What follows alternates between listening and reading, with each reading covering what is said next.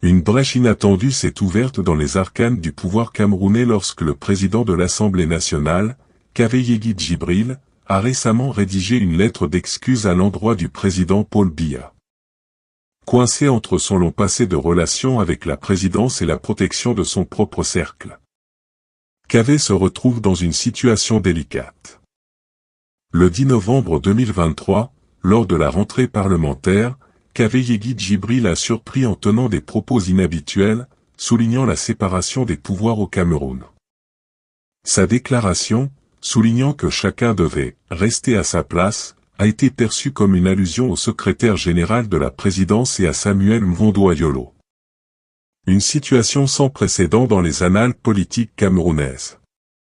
La réaction à ces propos n'a pas tardé à atteindre la présidence, suscitant une lettre d'explication doublée d'excuses de la part de Kave.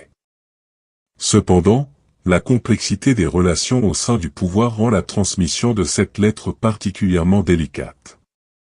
Les canaux officiels sont bloqués par des rivalités personnelles, tandis que les options alternatives soulèvent des inquiétudes. L'inclusion du neveu de Paul Biya, le député Mvondo Hassan Bonivan, pour acheminer la lettre, soulève des interrogations sur l'utilisation des liens familiaux dans les coulisses du pouvoir. Cependant, Bonivan a décliné cette responsabilité, soulignant la réticence du président à être utilisé dans des manœuvres personnelles. Cette réponse laisse Kave à la recherche d'une voie alternative. La situation reste en suspens, avec Kave Yegui Djibril dans l'attente anxieuse d'une réponse, laissant entrevoir les dynamiques complexes de la politique au sommet.